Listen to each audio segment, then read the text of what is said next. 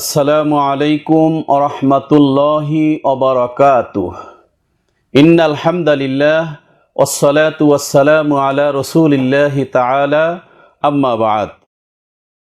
প্রিয় শিক্ষার্থী বৃন্দ, আমরা অনলাইনের ক্লাসের পক্ষ থেকে তোমাদেরকে ধন্যবাদ জানাচ্ছি।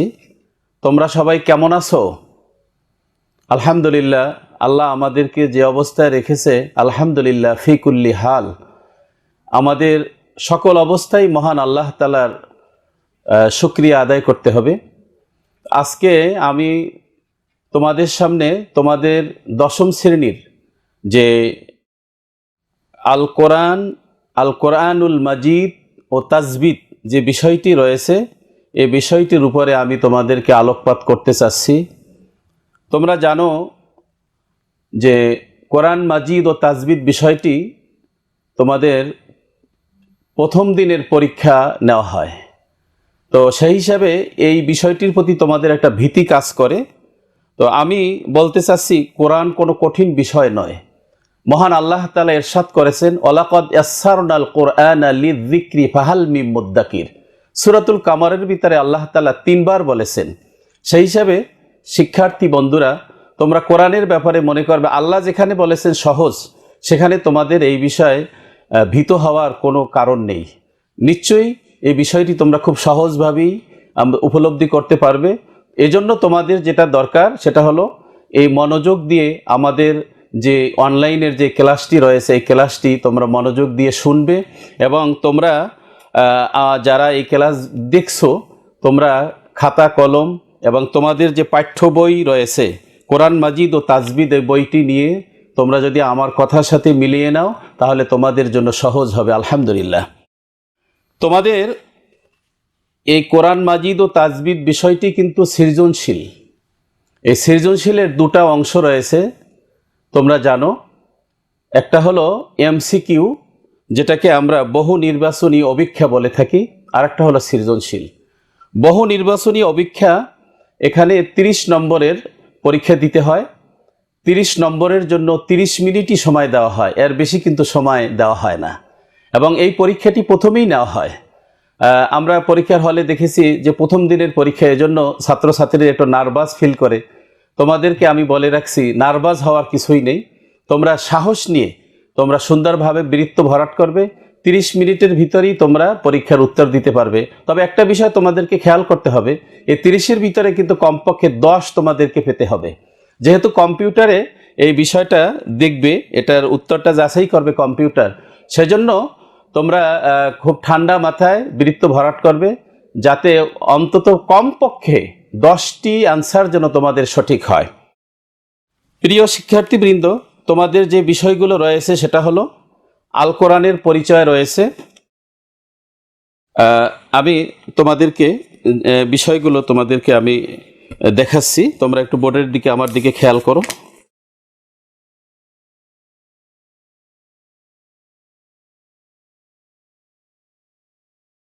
তোমাদের প্রথমে রয়েছে আল কোরআনের পরিচয়।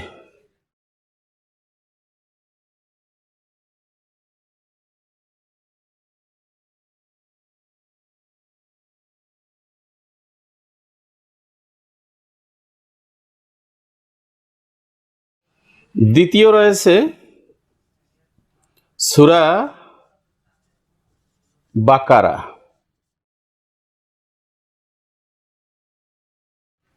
তৃতীয় রয়েছে সূরা আল ইমরান।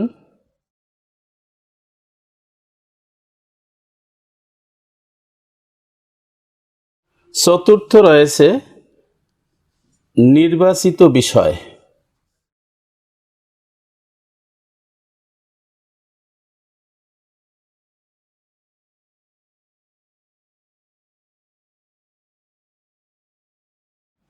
পঞ্চম রয়েছে তাজবিদ।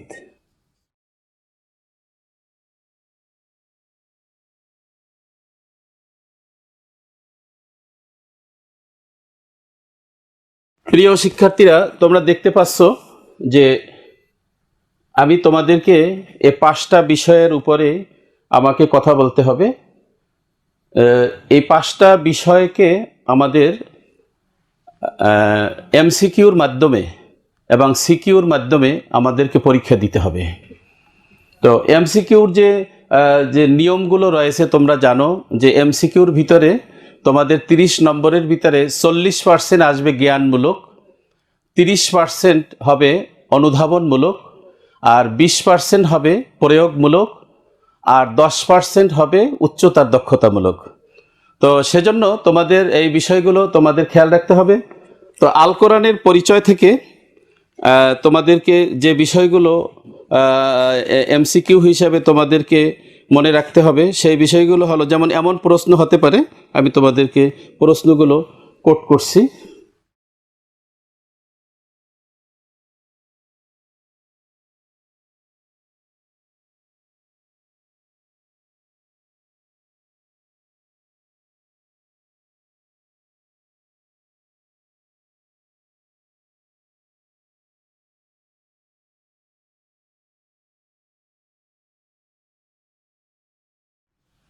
আল কোরআনের পরিচয় এখান থেকে সাধারণত বোর্ডে যে প্রশ্নগুলো আসে, প্রথম আসছে ওহী। যেমন ওহী, তোমরা এই যে দ্বিতীয় পৃষ্ঠায় দেখো আল কোরআনের পরিচয়, এখানে প্রথমে আরেকটা বিষয় রয়েছে যে কোরআনের অর্থ রয়েছে। কোরআন শব্দটির অর্থ,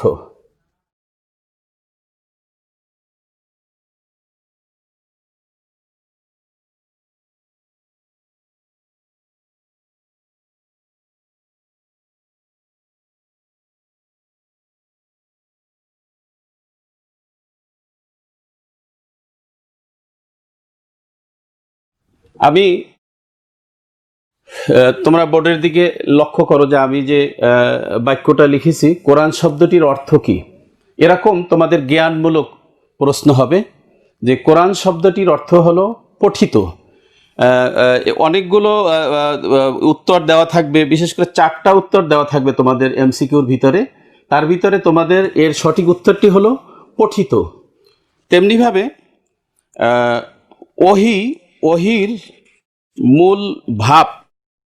মূল ভাব কোনটি, এখানে যেমন দেওয়া আছে ওহী শব্দের আবিধানিক অর্থ কি, আল ইলামু ফি খিফাইন, 5 নম্বর পৃষ্ঠায় রয়েছে যে গোপনভাবে কোনো কিছু জানিয়ে দেওয়া। এটা কি 4টা উত্তর দেওয়া হবে, সেখান থেকে একটা উত্তরকে তোমাদের বেছে নিতে হবে। তেমনিভাবে ওহী কয় প্রকার, সেখানে 2 প্রকার দেওয়া থাকবে, 3 প্রকার, 5 প্রকার, 7 প্রকার, বিভিন্ন প্রকার দেওয়া থাকবে। তোমাদেরকে সঠিক উত্তর হলো ওহী 2 প্রকার। তারপরে ওহী 2 প্রকার কি কি, ওহিয়ে মাতলু, ওহিয়ে গায়রে মাতলু, অর্থাৎ যেটা তেলাওয়াতকৃত কোরআনুল কারীম সেটা ওহী, আর যেটা তেলাওয়াতকৃত নয় হাদিস সেটাও কিন্তু ওহী। সম্মানিত শিক্ষার্থীবৃন্দ, এরপরের প্রশ্ন 8ম পৃষ্ঠায় আসছে যে কোরআনুল কারীম কত বছর ধরে নাজিল হয়েছে, সেটার উত্তরও এখানে দেওয়া আছে। দীর্ঘ 23 বছর ধরে কোরআনুল কারীম অবতীর্ণ হয়েছে। তারপরে কোরআনুল কারীম কোথায় অবস্থিত ছিল, কোরআনুল কারীম কোথা থেকে নাজিল হয়েছে, লাউহে মাহফুজ থেকে কোরআনুল কারীম নাজিল হয়েছে। তোমরা 9ম পৃষ্ঠায় এসে তোমরা দেখতে পাবা কোরআনুল কারীম নাজিলের দ্বিতীয় পর্যায়ে যেটা রয়েছে যে বাইতুল ইজ্জত থেকে হযরত জিবরাইল আলাইহিস সালামের মাধ্যমে এই কোরআনুল কারীমকে বিভিন্ন প্রয়োজনে মুহাম্মদুর রাসূলুল্লাহ সাল্লাল্লাহু আলাইহি ওয়াসাল্লামের কাছে প্রেরণ করা হয়েছে। এরপরে আমরা 13 নম্বর পৃষ্ঠায় রয়েছে জামিউল কোরআন কাকে বলা হয়। হযরত ওসমান রাদিয়াল্লাহু তাআলা আনহুকে জামিউল কোরআন বলা হয়। এমনিভাবে কোরআন সংকলনের জন্য আবু বকর রাদিয়াল্লাহু তাআলা আনহু কাকে দায়িত্ব দিয়েছিলেন, হযরত যায়েদ ইবনে সাবিত রাদিয়াল্লাহু তাআলা আনহুকে দায়িত্ব দিয়েছিলেন, যিনি কাতেবে ওহী ছিলেন, ওহী লেখক ছিলেন। তাকে হযরত আবু বকর সিদ্দিক রাদিয়াল্লাহু তাআলা আনহু দায়িত্ব দিয়েছিলেন। তেমনিভাবে ওমর রাদিয়াল্লাহু তাআলা আনহু কোরআনের যে পাণ্ডুলিপি তৈরি করেছেন, সেই পাণ্ডুলিপিটি তিনি কার কাছে রেখেছিলেন, এটা রেখেছিলেন রাসূলুল্লাহ সাল্লাল্লাহু আলাইহি সাল্লামের স্ত্রী বিবি হাফসা রাদিয়াল্লাহু তাআলা আনহার নিকটে। এভাবে তোমরা কোরআনুল কারীমের যে পরিচয় বিষয় তোমরা জানতে পারবে। পরবর্তীতে আসি আমরা সূরাতুল বাকারা। তোমাদেরকে আমি 1 পৃষ্ঠা থেকে 82 পৃষ্ঠার ভিতরে ধারণা দিতে চাচ্ছি।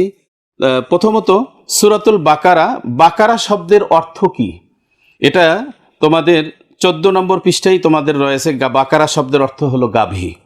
এই সূরাতুল বাকারার যে বিষয়গুলো রয়েছে, শিখন ফল অনুযায়ী তোমাদের প্রশ্ন হবে, এবং তোমরা যত বেশি তোমাদের মেইন বই পড়াশোনা করবে তত বেশি তোমরা প্রশ্নের উত্তর দিতে পারবে। তবে সেই সাথে সাথে বাজারে যে সহায়ক যে বইগুলো আছে, যে সেগুলোর ভিতরে শীর্ষে যেই বইগুলো রয়েছে সেগুলিও তোমরা সহায়ক হিসাবে নিতে পারো। তাহলে তোমাদের এমসিকিউ সম্পর্কে উত্তর দিতে তোমাদের জন্য সহজ হবে। সূরাতুল বাকারা থেকে যে প্রশ্ন সাধারণত হয়, এখানে এমসিকিউতে প্রশ্ন হতে পারে যে আল কিতাব দ্বারা কোন পুস্তককে বোঝানো হয়েছে। সেটির উত্তর হলো কোরআনুল কারীমকে বোঝানো হয়েছে। আলিফ লাম মিম এটি কি? এটির উত্তর হলো এটি আল হুরুফুল মুকাত্তাআতের অন্তর্ভুক্ত, অর্থাৎ বিচ্ছিন্ন হরফ। আলিফ লাম মিমের অর্থ কি? আলিফ লাম মিমের অর্থ আল্লাহু আ'লামু বি মুরাদিহি বিহি, এর অর্থ একমাত্র আল্লাহই জানেন। এটা আয়াতে মুতাশাবিহাত, সুতরাং এর অর্থ একমাত্র আল্লাহ জানেন। আল্লাহ তাআলা যেহেতু এর অর্থ বর্ণনা করেননি, সুতরাং আমরাও এর অর্থ বলতে পারবো না। আল্লাহ রাসূল সাল্লাল্লাহু আলাইহি ওয়াসাল্লাম বলেছেন যে এর অর্থ আল্লাহ তাআলাই অধিক ভালো জানেন। এই সূরাতুল বাকারার ভিতরে মুত্তাকিদের অনেক গুণাবলীর কথা বলা হয়েছে। সেগুলি তোমাদের প্রশ্ন আসতে পারে যে মুত্তাকিদের একটি গুণাবলী উল্লেখ করো। তার ভিতরে রয়েছে আল্লাযীনা ইউমিনুনা বিল গায়ব, যারা গায়েবের প্রতি বিশ্বাস স্থাপন করে। অমিম্মা রাযাকনাহুম ইউনফিকুন, যারা আমার রিজিক থেকে আল্লাহর রাস্তায় যারা খরচ করে। তেমনিভাবে দ্বিতীয় রুকুতে আসি আমরা। দ্বিতীয় রুকু থেকেও তোমাদেরকে যে সকল প্রশ্ন আসতে পারে, যেমন ইউখাদিউনা শব্দটির বাপ কি? ইউখাদিউনা শব্দটির বাপ কি, এরকম প্রশ্ন হতে পারে। এটা অনুধাবনমূলক প্রশ্ন হিসেবে আসতে পারে। ইউখাদিউনা যেটা 22 পৃষ্ঠা রয়েছে, এই ইউখাদিউনা শব্দটির বাব হলো বাবে মুফাআলাত। তো শিক্ষার্থীরা, তোমাদের পাঠ্য বইয়েও অনেকগুলো এমসিকিউ দেওয়া আছে, তোমরা সেই এমসিকিউগুলো পড়তে থাকবা। মুনাফিকির বিভিন্ন আলামতের কথা বলা হয়েছে, যে মুনাফিকি কিভাবে তারা করে, তাদের বৈশিষ্ট্য কি, মুনাফিকদের যে বৈশিষ্ট্য কি সেগুলো রয়েছে। তাত্তাকুন শব্দটা এর মাদ্দা কি, এটা আসা বিভিন্ন সময় বিভিন্ন প্রশ্নে এসেছে, বিভিন্ন সালেও এসেছে। তাত্তাকুন শব্দের মাদ্দা হলো ওয়াও কফ ইয়া।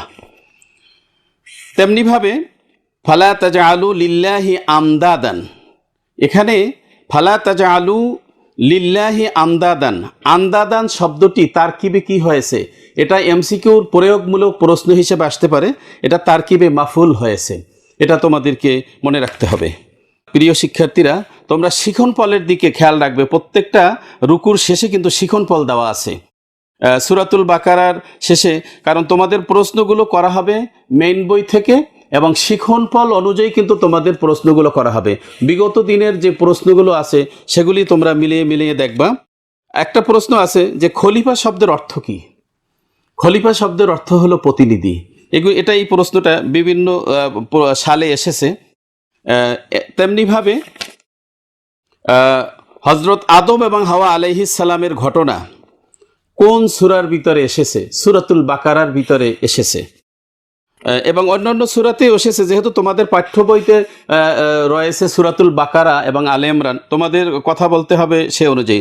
হযরত আদম আলাইহিস সালাম কোন দোয়া আল্লাহ তাআলার কাছে করেছিলেন? রব্বানা যালামনা আনফুসানা ওয়া ইল্লাম তাগফির লানা ওয়া তারহামনা লানাকুনান্না মিনাল খাসিরিন। তেমনিভাবে তোমরা তোমাদের যে কোরআন মাজিদের 43 নম্বর যে পৃষ্ঠা রয়েছে, মেইন বইয়ে তোমাদের 43 নম্বর পৃষ্ঠা, সেখানে তোমাদের বাড়ির কাজ হিসেবে তোমাদেরকে আমি কয়েকটা প্রশ্ন তোমাদেরকে দিচ্ছি তোমাদের বাড়ির কাজ হিসেবে।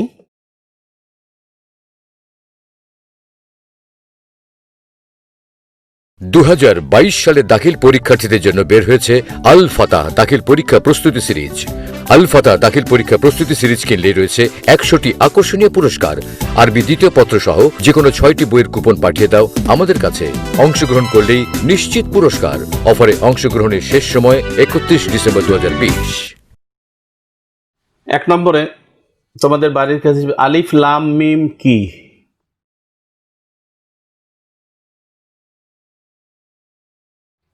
দু নম্বরে অমিম্মা রসাকনাহুম ইউনফিকুন দ্বারা কিসের কথা বোঝানো হয়েছে?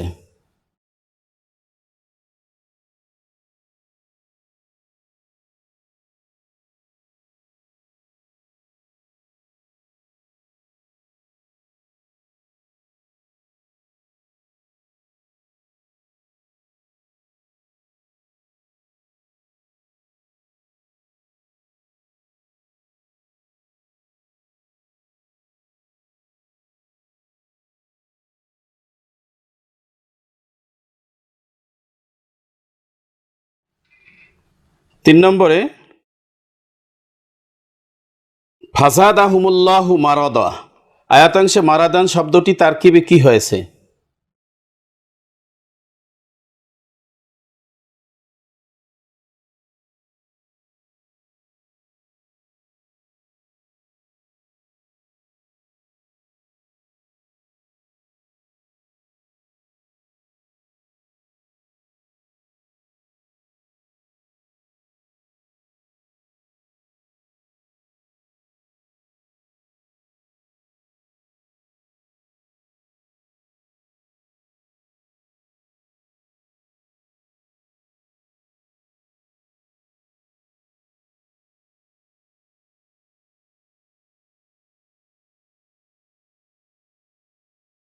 ইসরাইলের অপর নাম কি?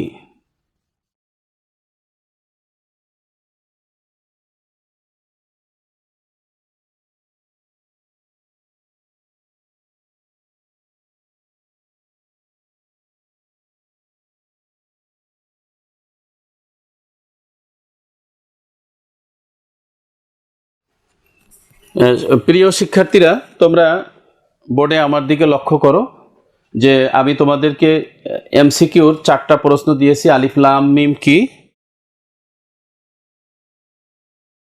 জি, আলিফ লাম মিম কি?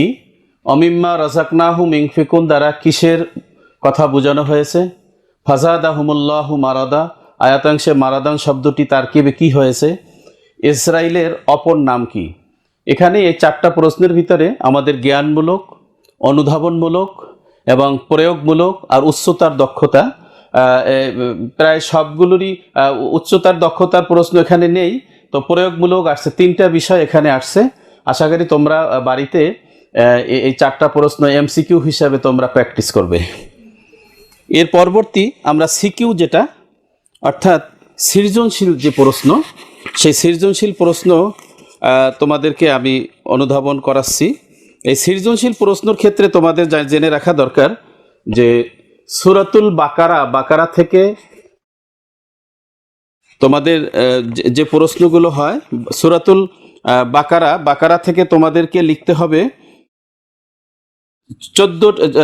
মোট এমসিকিউর ক্ষেত্রে 14টি প্রশ্ন সূরাতুল বাকারা থেকে হবে, আল ইমরান থেকে হবে 8টি, নির্বাচিত বিষয় থেকে হবে 4টি, আর তাজবিদ থেকে হবে 4টি। আর তোমাদের সিকিউ, যেটা সিকিউ থেকে তোমাদের সূরাতুল বাকারা থেকে তোমাদের মোট 11টি প্রশ্ন থেকে তোমাদেরকে 60টি প্রশ্নের উত্তর দিতে হবে। 11টি প্রশ্নের সূরাতুল বাকারা থেকে তোমাদেরকে যে সকল প্রশ্নের উত্তর দিতে হবে সেগুলি আমি তোমাদেরকে বলছি।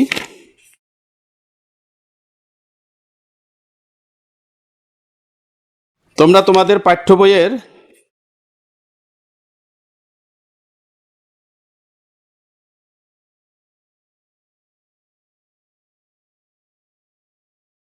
43 নম্বর পৃষ্ঠায় তোমরা আসো।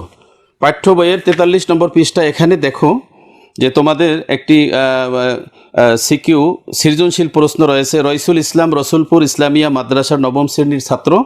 সে একদা তাদের কোরআন শিক্ষকের কাছে একজন মুমিনের অত্যাবশ্যকীয় গুণাবলী সম্পর্কে জানতে চাইলে শিক্ষক বললেন, একজন খাঁটি মুমিন হতে হলে আকীদা শুদ্ধ করার সাথে সাথে নেক আমলের চর্চা করতে হয়। অতঃপর তিনি সূরা বাকারার নিম্নোক্ত আয়াত পরে তার ব্যাখ্যাকর্তা রইসকে একজন মুমিনের অত্যাবশ্যকীয় গুণাগুণ বুঝিয়ে দিলেন। তোমাদেরকে একটা কথা বলি, বইয়ের ভিতরে যে সৃজনশীল যে প্রশ্নগুলোর ভিতরে আয়াত দেওয়া হয়েছে, কিন্তু সৃজনশীল প্রশ্নের এটা নিয়ম না। বোর্ডের ভিতরে তোমরা বিগত সালের যে বোর্ডের যে প্রশ্ন দেখতে পাবা, বিশেষ করে 19 সালটা তোমাদের জন্য, তোমরা যারা 2021 সালে পরীক্ষা দিবে তোমাদের জন্য 2019 সালের প্রশ্নটা বেশি গুরুত্বপূর্ণ এবং এইটাকে বেশি ফলো করা হবে। সুতরাং এখানে তোমাদের পাঠ্য বইয়ে দেওয়া আছে কোরআনের আয়াত দিয়ে দিছে, কিন্তু সৃজনশীল প্রশ্নে কোরআনের আয়াত দেওয়ার কোনো বিধান নেই। সৃজনশীলের যে বিধি, সেই বিধি হিসাবে কোরআনের আয়াত দেওয়ার কোনো বিধান নেই। তো এখানে এরকম কোরআনের আয়াত থাকবে না, কিন্তু এখানের যে উদ্দীপকটা আছে এই উদ্দীপকটার আলোকে তোমাকে এখানে যে প্রশ্ন হতে পারে, যেমন যালিকাল কিতাবু লা রাইবা ফি, আয়াতের অর্থ লিখো। এটা একটা জ্ঞানমূলক প্রশ্ন। তোমরা বোর্ডে আমার দিকে খেয়াল করো।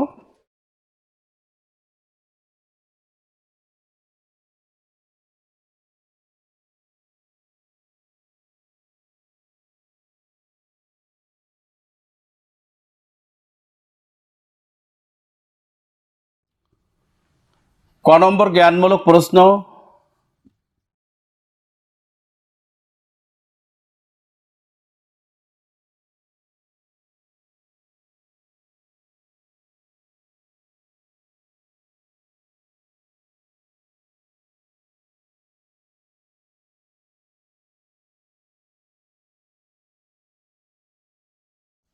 আয়াতের অর্থ লিখো। এখানে এটার নম্বর হলো 1।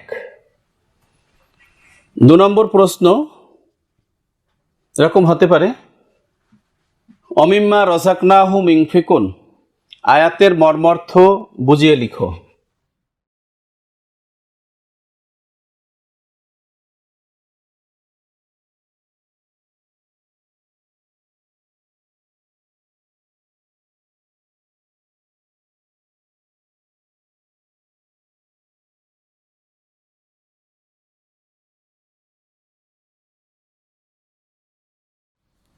মর্মার্থ লিখো। এটা হলো অনুধাবনমূলক। জ্ঞানমূলকে 1 নম্বর, অনুধাবনমূলকে 2 নম্বর। 3 নম্বর প্রশ্ন যেটা গ নম্বর, যাতে 3 নম্বর রয়েছে,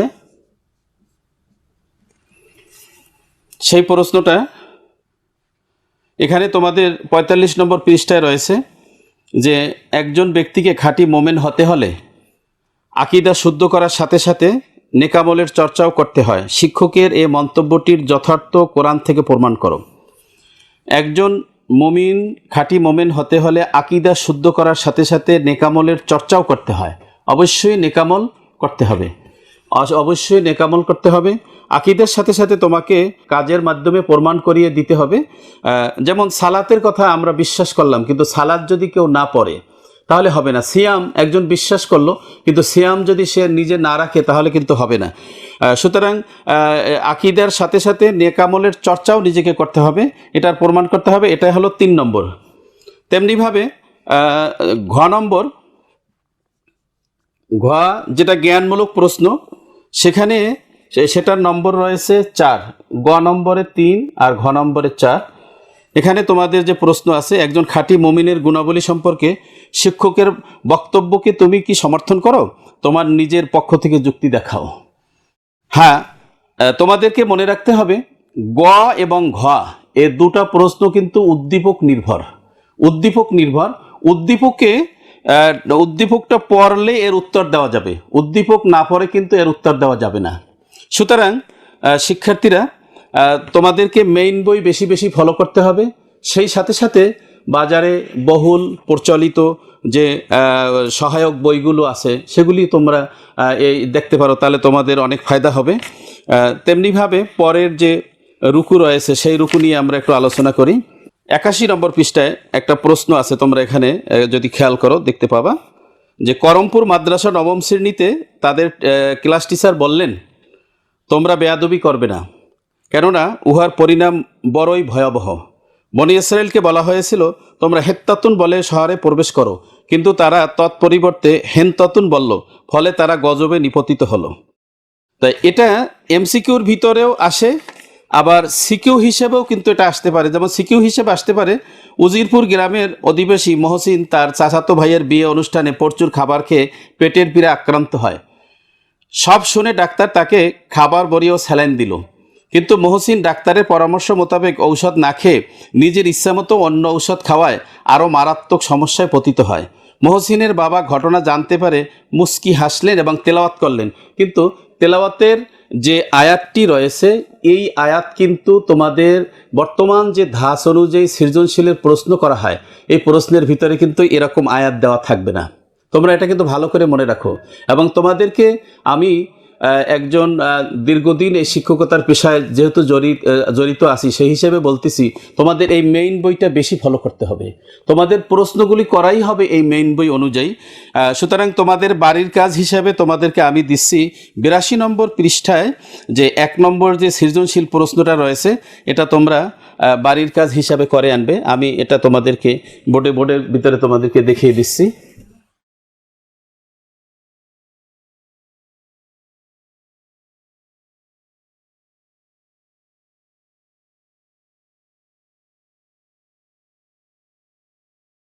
ক নম্বর প্রশ্ন, বনী ইসরায়েলকে কি বলতে বলা হয়েছিল?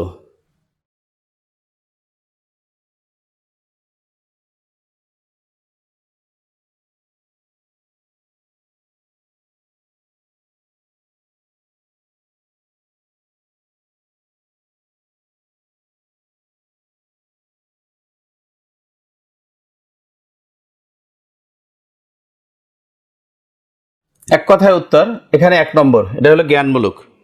2 নম্বর হলো যে একটি আয়াত উঠে দিলেন, ফাবাদ্দালাল্লাযীনা যালামু কাওলান গায়রাল্লাযী কিলা লাহুম, আয়াতের ব্যাখ্যামূলক অনুবাদ করো।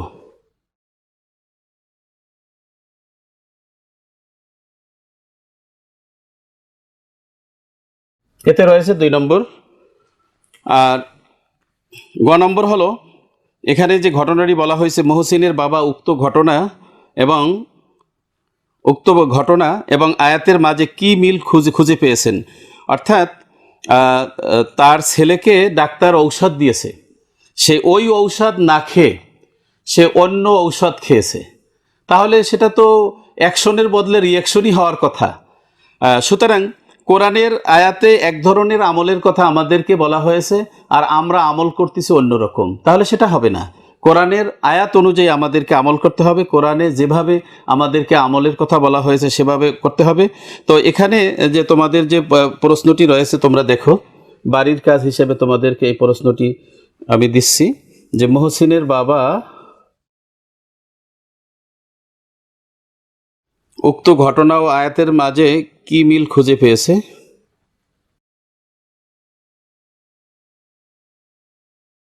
এখানে মহসিনের বাবা তার ছেলের বিষয়ে যে মিলটি খুঁজে পেয়েছে, যে ছেলেটির পেটের পীড়া হয়েছে, ডাক্তার তাকে দিয়েছে খাবার বড়ি ও স্যালাইন, কিন্তু সেটা না খেয়ে সে ইচ্ছে মতো সে ঔষধ খেয়েছে, তাহলে তো হবে না, সে তো রোগ থেকে সে মুক্তি লাভ করতে পারবে না। ঠিক তেমনি কোরআনুল কারীমে আল্লাহ তাআলা আমাদেরকে যেভাবে আমল করতে বলা হয়েছে সেভাবে আমল না করে আমরা যদি অন্যভাবে করি তাহলে সেটাও হবে না।